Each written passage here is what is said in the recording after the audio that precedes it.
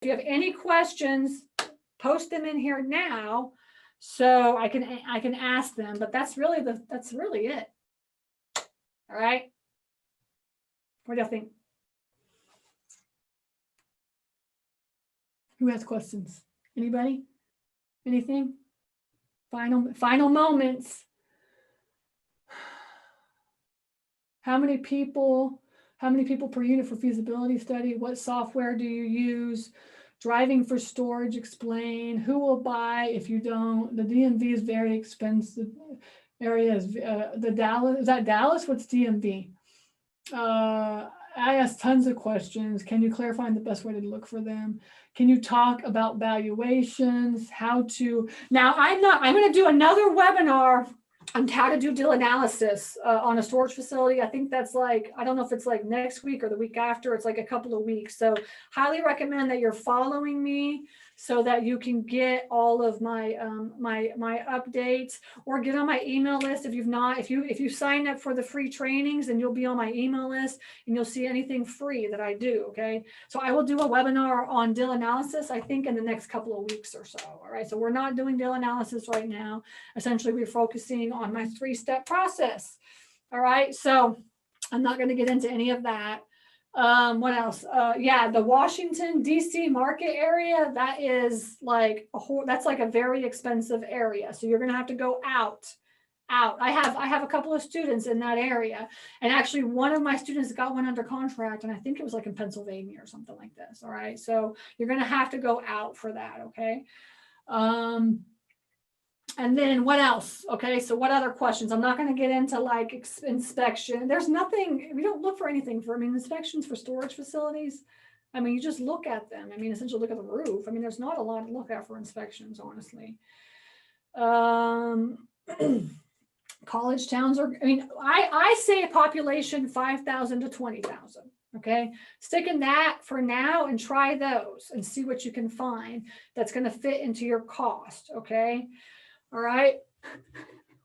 Angela's going to go vote. Awesome. Go vote. I saw a couple of storage facilities where like they're made of like kind of brick, you know, and there was like cracks in the foundation, like brick, you know, so you want to check that kind of stuff too, you know, but most of the time, I mean, if you go to a storage facility and see one, you're going to tell whether or not it's nice, you know. Let's see what else.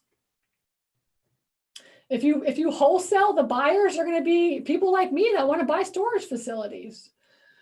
Feasibility study, you need to essentially you need to get a feasibility study in order to, feasibility studies are quite expensive. They're going to cost like $5 to $10 grand to get a feasibility study, okay, for a new construction.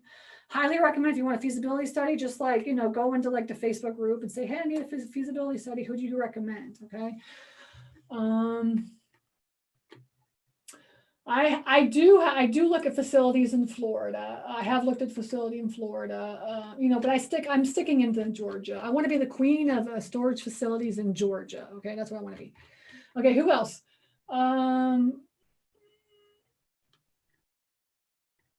How about shut down movie theaters? I don't know. Those are kind of big. That's like way too big, isn't it? I mean, just look at the square footage, so it's really like typically like 100 units is like maybe 15,000 square feet or something like this, maybe 15 to 20,000 square feet. So like when you look at like buildings, you need to what's the square footage? Remember, we're storage nerds now. So we're talking square footage.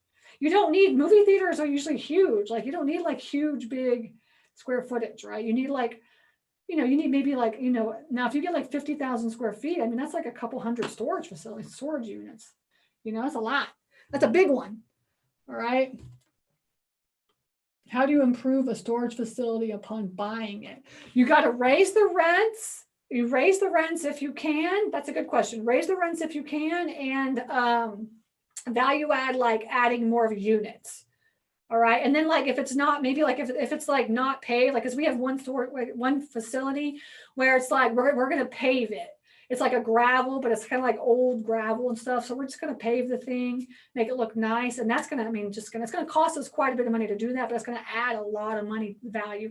Paved facilities are more expensive than like gravel facilities. Okay.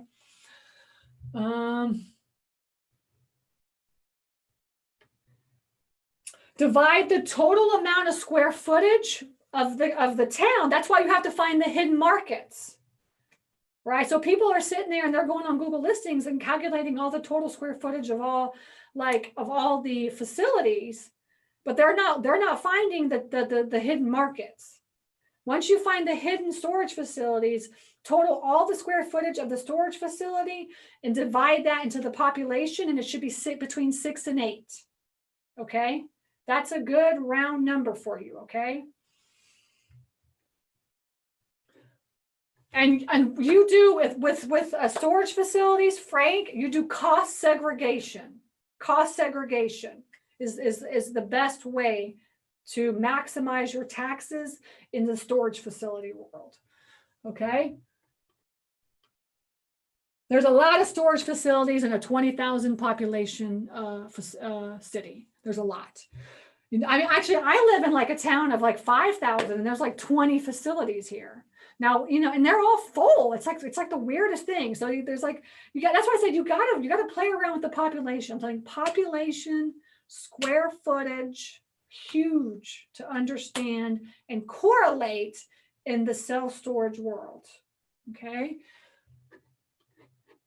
And it all depends on where you're from. So in Georgia, it's different than, in anywhere, California or New York or, Texas, it's all different. So you really need to learn your area.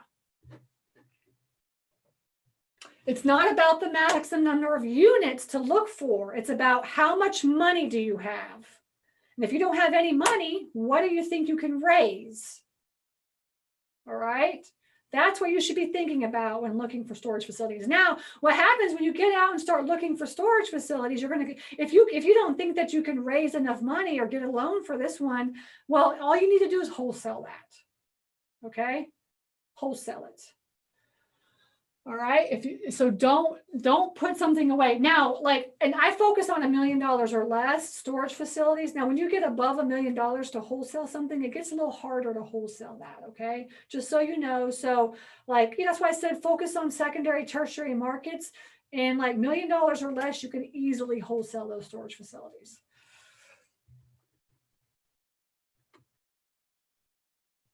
We are painting one of our storage facilities right now, and we are painting all of our storage facilities. So yes, we do paint storage facilities, but it's not something that we did in the very beginning. And we've had these facilities for a while. The one that we're painting now, we bought it in January, but the next one we're going to paint, we bought that one 3-4 years ago.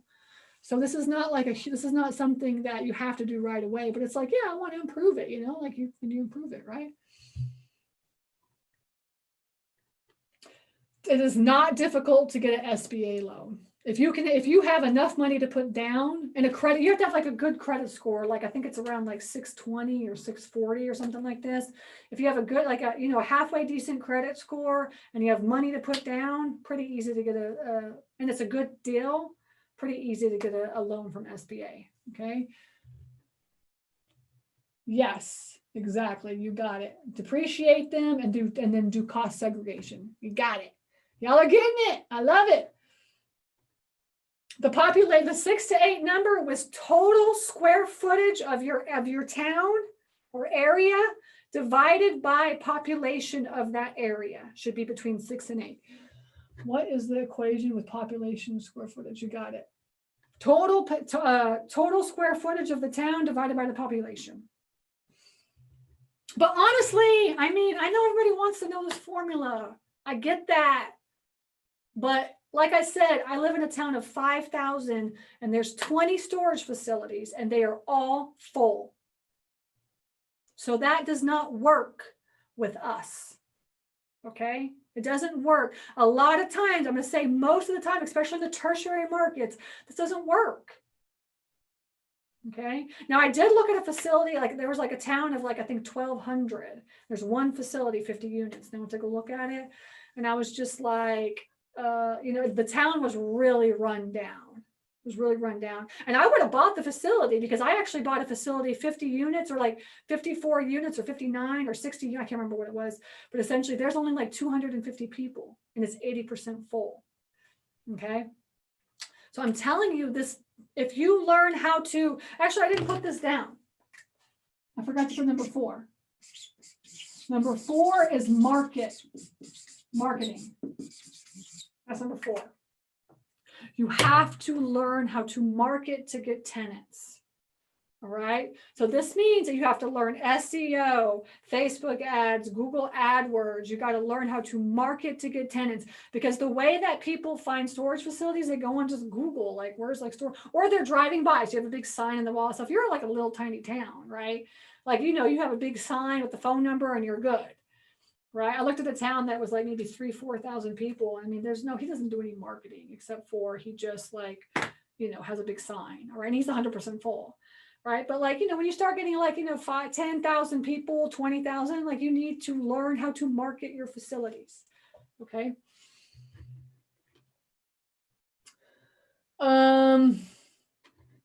What else? Do you focus on the price per square foot? Yes. Yes, price per square foot is what we look for. The average price per square foot for the rents, okay, is what we're focusing for. So if you decide to join my coaching program, you will get my deal analyzer. All right, you'll be able to be like, boop, boop, boop, boop, and then you just put the stuff in, and then just like spits out like if it's a good deal or not, right? But essentially, yes, price per square foot is what you have to be looking for. Okay.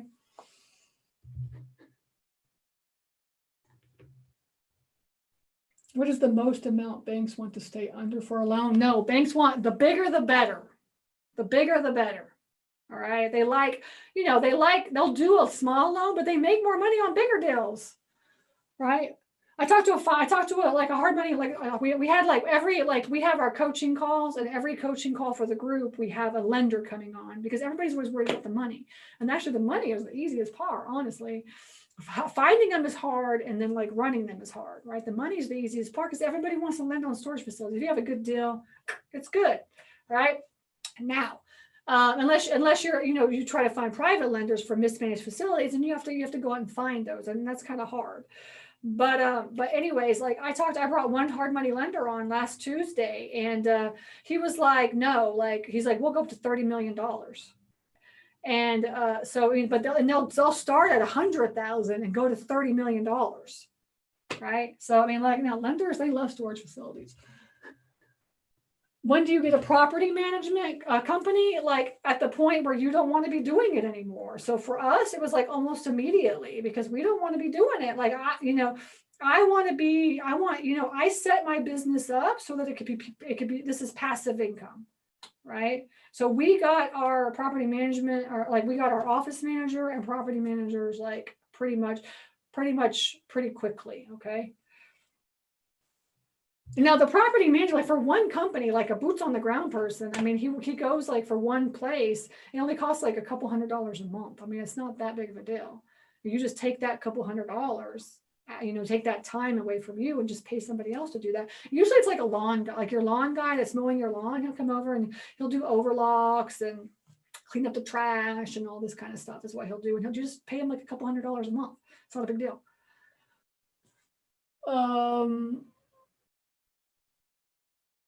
If you're talking to lenders that say 500 to $1 million is too much, if that's a private lender, then that's probably normal, right? If that's a private lender. But if it's a hard money lender, it's like not the right lender. All right.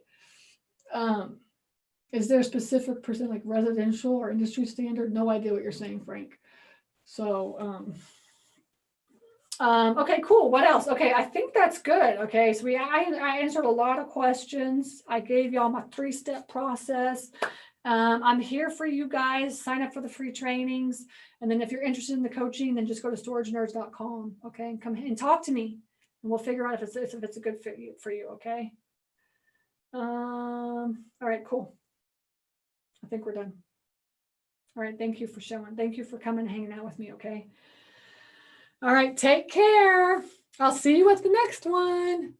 Bye-bye.